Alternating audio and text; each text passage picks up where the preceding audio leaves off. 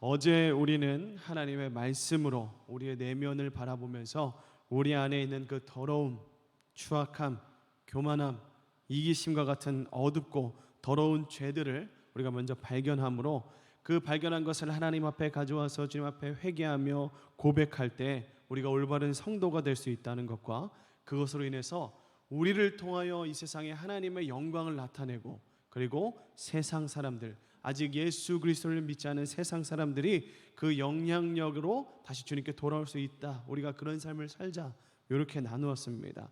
오늘 함께 읽으신 본문도 그 어제의 본문과 이어지는 내용들인데요, 우리가 하나님의 영광을 회복하는 데 있어서 가장 먼저 돌아보아야 할 부분이 과연 어디인가에 대한 영역들을 계속 말씀하고 있습니다. 오늘 나눔을 통하여서 우리의 삶을 통하여서 주님의 빛을 발하게 되는 우리 모든 성도님들 되시길 축복합니다.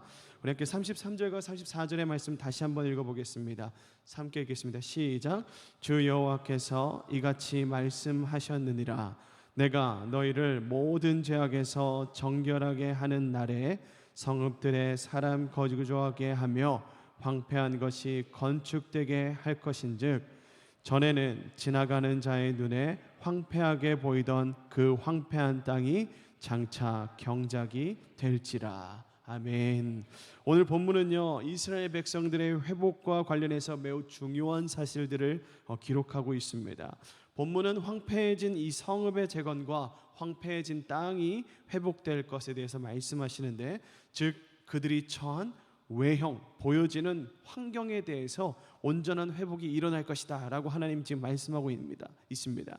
그런데 그 말씀을 자세하게 살펴보면서 우리 스스로에게 우리는 이런 질문을 할 수 있어야 됩니다. 그렇다면 우리의 외적인 회복은 과연 언제 이루어질 수 있는가에 대한 그 시점이 우리는 가장 궁금할 거예요. 왜냐하면 이것이 정말 우리에게 실질적으로 이루어질 때 우리는 그것을 믿음으로 바라보고 또 우리의 믿음이 한층 성장한다고 믿기 때문입니다. 그렇다면 우리에게 하나님께서 내려주시는 이런 회복들은 언제 일어날 수 있을까요? 하나님은 오늘 함께 읽으신 그 33절과 34절, 특별히 33절에 이렇게 이야기합니다. 내가 너희를 모든 죄악에서 정결하게 하는 날, 이 날에 너에게 진정한 회복이 있다 라고 말하는데, 이것은요 자세히 다루진 않았지만 어제 본문 25절의 말씀을 염두에 두신 것 같습니다. 믿는 백성들의 내면의 문제, 이것은 우리의 외형적인 문제가 아니라 우리 내부의 안에 있는 이 안에 있는 문제들이 해결될 때 자연스럽게 우리 외부에 있는 문제들이, 그 어지럽고 혼탁하고 우리가 참 혼돈스럽다는 그 외형인 회복들도 자연스럽게 이루어진다라고 말하는 거죠. 즉 주의 백성들이 어제 말씀드린 것 같이 죄의 문제를 인지하고 고백하고 주의 앞에 해결함을 받은 그 정결함을 입은 바로 그때, 그 이후에 황폐하게 된 이 성읍이 재건되고 황폐한 땅이 회복되는 역사가 이루어질 거다라고 지금 이야기하고 있는 겁니다. 하나님께서 주의 백성인 이스라엘을 그들이 범죄함으로 말미암아 하나님이 심판하셨습니다. 그리고 무려 70년 동안이나 이 바벨론의 포로 생활을 하게 하신 이유가 있습니다. 그들이 하나님 앞에서 행한 죄가 얼마나 악한 것인지 그들에게 깨닫게 하시고, 또 그들이 그 죄악에서 돌이켜 하나님을 바라보며 거룩을 사모할 때 회복과 재건의 역사가 시작될 것이다라는 것을 그들에게 분명히 알려주고 싶으셨던 것이죠. 이 다윗의 이야기를 우리가 안 할 수가 없는데요, 시편 32편 3절에서 5절까지의 말씀을 우리 함께 읽어보도록 하겠습니다. 시편 말씀 시작. 내가 입을 열지 아니할 때 종일 신음함으로 내 뼈가 쇠하였도다. 주의 손이 주야로 나를 누르시오니 내 진액이 빠져서 여름 가뭄의 마름같이 되었나이다. 내가 이르기를 내 허물을 여호와께 자복하리라 하고 주께 내 죄를 아뢰고 내 죄악을 숨기지 아니하였더니 곧 주께서 내 죄악을 사하셨나이다. 아멘. 다윗이 지금 스스로 고백하기를, 내 자신이 죄를 짓고 그 죄를 하나님 앞에서 내 입을 열어 고백하지 않고 자백하지 않을 때 주의 손이 나를 눌러서 하루 온종일 나를 시름하게 하고 뼈가 쇠할 정도로의 그 고통을 주님께서 내게 주셨다라는 겁니다. 그렇게 다윗에게 철저한 고통을 주신 이유는 멸망으로 이끄는, 그를 멸망으로 이끄는 죄로부터 이 다윗을 건져내서 그 속에 있는 것들부터 차근차근 회복시키시면서 그 안속부터 기초를 잘 쌓으심으로 그의 삶을 온전한 이 성도의 삶으로 세우시기 위한 하나님의 누르심이었다는 거예요. 고통 자체에 문제가 있는 것이 아니라 그 고통으로 말미암아 그가 온전한 성도의 삶을 이룰 수 있게 주님 만들어 주시는 거죠. 사랑하는 성도 여러분, 우리는 성도로서 하나님께서 이루실 회복과 이 재건의 역사의 진정한 출발점이 무엇인지 확실하게 또 분명하게 알아야만 됩니다. 그것은 우리 삶을 허물어뜨린 근본적인 원인이 죄 문제에 있음을 깨닫는 것, 아는 것, 그리고 인정하는 것에서부터 시작됩니다. 많은 경우 우리는 교회에서 행동하고 지내는 시간이 많으면 많을수록 우리가 죄로부터 많이 멀어져 있다고 생각합니다. 그렇습니까? 교회에 오래 있으면, 그래서 예배에 많이 참여하면 우리는 죄에서부터 자연스럽게 멀어집니까? 그렇지 않습니다. 말씀이 아무리 내 안에 있다고 해도 그 말씀을 내가 이루려고 하고 그 말씀대로 따르지 않고 죄의 습성을 계속 따르면 우리가 아무리 많은 예배 자리에 나와도 우리는 똑같이 죄의 자녀들인 거예요. 실질적인 그 말씀으로 된 변화가 없으면, 그 죄에 대한 인식과 인정과 이해가 그 말씀으로부터 비춰지는 그 죄가 얼마나 싫고 경멸스러운 것인지 이게 받아들여지지 않으면요, 우리는 아무리 많은 예배 가운데 많은 말씀을 듣고 많은 찬양을 드려도, 많은 기도와 많은 고백을 올려드려도 우리는 또 죄의 자리에 서 있는 나 자신을 발견한다는 거죠. 우리는 이 죄가 문제의 시작점이라는 것을 인정하고 이해해야 됩니다. 동시에 우리가 그 죄에 참 취약한 존재라는 것도 인정해야 된다는 거죠. 여전히 우리의 삶을 파멸로 이끄는 그 구체적인 죄들을 말씀으로 발견하게 되어야 됩니다. 그런 은혜가 우리 가운데 있기를 바랍니다. 우리가 이 말씀 가운데 우리 안에 있는 죄들이 발견되어지는 것이 날마다 이루어져야 됩니다. 그리고 그 발견한 것을 하나님 앞에 토해내면요, 고백하면 긍휼이 많으신 아버지 하나님께서 그 모든 것을 가만두지 않으세요. 정죄하시기보다 용서하십니다. 심판하시면서 매질하시기보다 그것을 온전하게 새 옷으로 갈아입혀 주세요.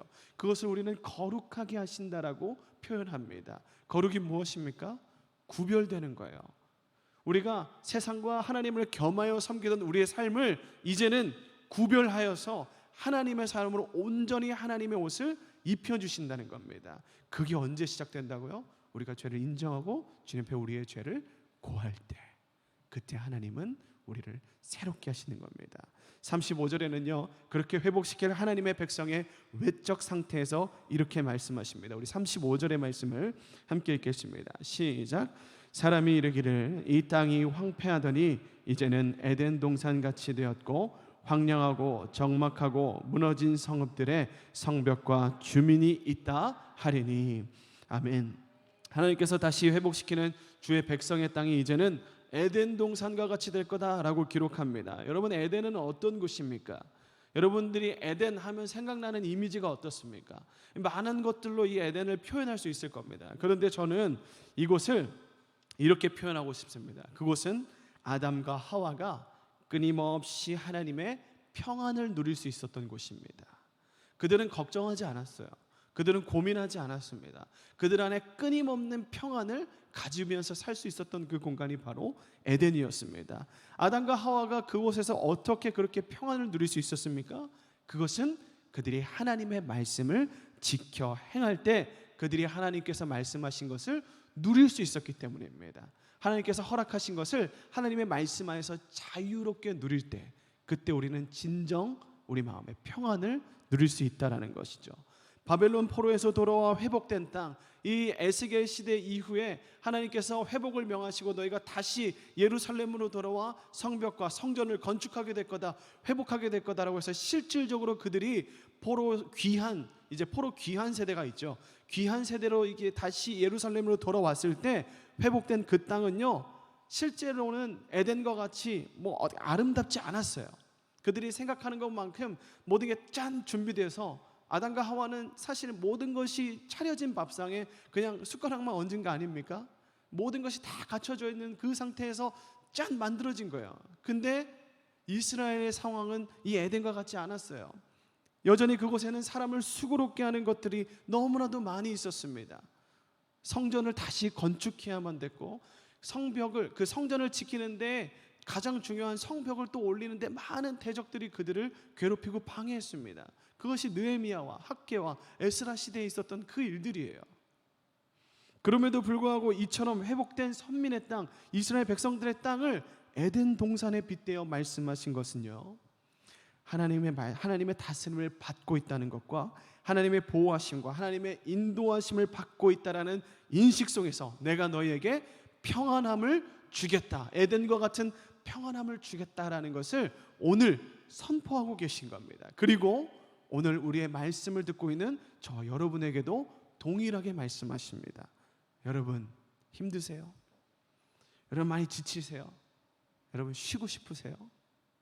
오늘 이 새벽에 진정 평안으로 초대하시는 이 주님의 편에서, 주님의 품 안에서 안식하시길 바랍니다.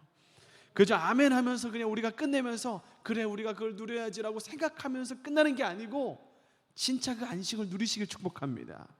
진정으로 안식을 주시는, 그 평안을 주시는 그 주님을 누리는 거예요. 진정으로 우리에게 힘 주시며 능력 주시며 평안이 되시는 그 주님을 체험하시길 바랍니다. 오늘 새벽 말씀 가운데, 그리고 기도하시면서 우리가 주님 앞에 간구하며 우리의 마음을 올려드릴 때 주님께서 여러분의 마음을 에덴과 같이 만들어 주실 것입니다. 여러분 이것을 우리가 경험해야 돼요. 우리는 이제 더 이상 이 믿음이라는 개념을 추상적으로 그냥 그렇게 두지 않기를 원합니다. 실질적으로 우리가 이 기도하며 주님 앞에 간구하며 바랬던 것이 내 삶에 이루어지는 것을 여러분 좀 경험하시길 축복합니다. 우리는 그 하나님 안에서의 회복, 평안, 안식을 위해서 간구해야 되는 존재입니다. 여러분 우리 다 함께 37절의 말씀을 한번 읽어보겠습니다. 37절의 말씀 시작. 주 여호와께서 이같이 말씀하셨느니라. 그래도 이스라엘 족속이 이같이 자기들에게 이루어 주시기를 내게 구하여야 할지라. 내가 그들의 수요를 양떼같이 많아지게 하되. 아멘. 여러분 하나님께서 이 땅 가운데 허락하신 그 구원이라는 개념은요, 누구에게나 허락되지만 아무에게나 임하진 않습니다. 그것은 바라고 원하고 기도하는, 즉 간구하는 자들이 믿음으로 얻어내는 귀하디 귀한 비밀이에요. 모두에게 공개되어져 있는 비밀이라고 담임 목사님은 많이 표현하셨죠. 이 말이 참 맞습니다. 모두에게 다 공개되어 있지만 그 누구나 다 이 구원을 누리진 않아요. 왜? 그 속에 예수 그리스도라는 비밀을 깨닫기 전까지는 이것이 구원인지 알지 못하기 때문입니다. 그래서 이건 공개되어져 있는 비밀이에요. 그래서 하나님은 오늘 본문에도 말합니다. 우리의 많은 신앙의 영역이 이 영역 안에서 이루어진다는 것을 하나님께서는요, 에스겔을 통해서 이스라엘 회복을 선포하고 약속하시고 이미 말씀하셨습니다. 그래서 이미 이 이스라엘은요, 하나님의 심판의 이후에 있는 이 회복을 경험하게 될 거예요. 확실합니다. 37절의 말씀은요, 그럼에도 불구하고 그래도 이스라엘이 그 모든 것이 이루어지기를 내게 구하여야 된다라고 말하고 있습니다. 하나님은요, 하나님의 약속이 이미 이루어졌음에도 불구하고 우리에게 이런 수고로움을 요구하고 계신 거예요. 그건 단순한 소비성 수고로움이 아닙니다. 하나님과의 영적 관계를 위한 창조적인 가치가 있는 수고로움이라는 거예요. 하나님은요, 하나님과 올바른 관계에 있지 않은 자들에게 하나님의 역사를 보이지 않으십니다. 은혜를 베푸시지 않으세요. 이 부분에 있어서는 아주 칼과 같은 분입니다. 그리고 이 간구, 이 기도는요, 그 하나님과의 관계를 알 수 있는 좋은 척도가 됩니다. 여러분들이 하나님과의 어떤 좋은 관계에 있다라고 하면요, 여러분들 기도할 수밖에 없어요. 왜? 그래야만 여러분이 살 수 있다라는 걸 알기 때문입니다. 기도는 우리에게 그런 힘이 되지 않습니까? 하나님과의 바른 관계에 있지 않은 사람은요, 주님께 구하지 않아요. 기도하지 않는다는 거죠. 기도는요, 하나님을 의지하고 하나님을 믿는 하나님의 사람만이 할 수 있는 거룩한 수고로움입니다. 그렇기 때문에 하나님께서는 이 올바른 관계를 위해서 약속은 이미 허락하셨으나 그것이 이루어지도록 우리에게 간구할 것을 요구하고 계세요. 기도는요, 우리 성도들이 하나님과의 약속에 대한 확신, 곧 믿음의 증거임과 동시에 하나님과의 올바른 관계에 있음을 보여주는 가장 확실한 증거가 됩니다. 하나님께서는 성도들의 기도를 통하여서 역사하세요. 믿음이 있는 곳에 하나님의 역사가 이루어집니다. 성경을 자세히 살펴보면요, 이 기도에 대한 강조가 참 많이 나와 있음을 우리는 알 수 있습니다. 예수님께서는 마태복음 7장 7절에 구하라 그러면 너에게 주실 것이고, 찾으라 그러면 너희가 찾게 될 것이다, 그리고 두드려라 그러면 너희가 열리는 역사를 알게 될 것이다. 기도에 대한 말씀이죠. 그리고 누가복음 11장 8절에서는 이렇게 이야기합니다. 간청하며 간절히 부르짖어라. 그리고 데살로니가전서 5장 17절에는 쉬지 말고 기도할 것에 대해서도 강조하고 계세요. 이토록 성경이 반복적으로 이 간구와 기도에 대해서 강조하는 것은 이것이 하나님의 역사를 우리 삶에 이끌어오는 핵심적인 요소가 되기 때문입니다. 사랑하는 성도 여러분, 하나님께서 오늘 우리를 향하여 참으로 복되고 영광스러운 일들을 계획하고 계신 줄로 믿습니다. 이것을 믿으십니까? 아멘. 하나님은 그 일을 계획하실 뿐만 아니라 그 일을 이미 우리 삶에 이루시리라 마음 먹으셨어요. 그것이 36절에 나와 있는 겁니다. 그리고 이미 예수 그리스도 통해 그 모든 것을 확증하셨어요. 그러나 그러한 하나님의 계획과 확신은요, 우리의 믿음의 고백을 통하여 온전히 우리 삶에 성취되고, 우리는 오직 그것을 기도로 그 믿음의 역사를 우리 삶에 실제로 이뤄내고 체험할 수 있는 거예요. 인간은 그 본질상 어떤 겉으로 드러난 그 결과물에 마음을 둘 때가 참 많습니다. 우리 눈에 보이는 결과물이 뚜렷하고 풍성하고 많아야지만 우리는 축복을 누렸고 하나님의 응답을 받았다라고 착각한다는 거죠. 그러나 오늘 하나님께서는요, 눈에 보이는 어떤 것을, 그런 것들만 주시기보다 우리의 마음과 우리의 삶이 그 축복을 받을 만한 좋은 밭으로 일구어 가고 계신 것을 볼 수가 있습니다. 초두에 말씀드렸습니다. 우리의 외형의 축복, 우리 주변에 많이 쓰러져 있고 많이 혼돈스러워져 있는 이 주변 상황이 온전히 회복되기 위해서는 가장 먼저 무엇이 회복되어야 된다 했습니까? 우리의 내면이 회복되어야 되는 거예요. 하나님은 많은 것들을 이미 우리 주변에 회복시켜 놓으셨어요. 우리가 어떻게 그것을 누릴 수 있습니까? 믿음의 눈으로 바라봐야 돼요. 우리는 믿음의 눈으로 바라보지 못하기 때문에 그것이 내게 축복인 줄을 모른다는 거예요. 근데 그게 가능한 게 무엇이라고요? 우리가 주님 앞에 기도할 때, 말씀으로 우리의 보게 하시고 우리 내면에 본 그 추악한 것들이 기도함으로 말미암아 사라지고 상쇄되고 삭제되고 우리가 버려지는 과정 속에 우리는 일상 속에서 그냥 지나쳤던 것들이 이제는 감사할 것들로 바뀌는 그 진정한 축복을 누리게 된다는 겁니다. 그래서 오늘 이 새벽에 하나님께서는 우리를 오늘 이 시간도 빚어가고 계신 겁니다. 우리가 구체적인 어떤 축복이라 부리는 결과물 이전에 하나님과 하나님 백성들이 복된 관계를, 올바른 관계를 회복하고 하나님과의 풍성한 관계를 나누시기를 축복합니다. 하나님께서는 진정한 축복의 근원이십니다. 그러므로 우리는 가장 먼저 우리가 구해야 될 것은요, 우리의 마음으로 생각하는 어떤 눈에 손에 잡히고 눈에 보이는 그 무엇인가가 아닙니다. 그분과 잇대어 사는 삶, 그분과 바른 관계를 맺으며 그분의 마음에 합당한 삶, 하나님과 온전한 관계를 누리는 삶, 그 삶 가운데 시작되는 하나님의 평안, 안식, 그 하나님의 진정한 축복들을 누리며 사는 오늘의 하루와 또 우리의 평생이 되기를 주님의 이름으로 축복합니다. 우리 함께 기도하겠습니다.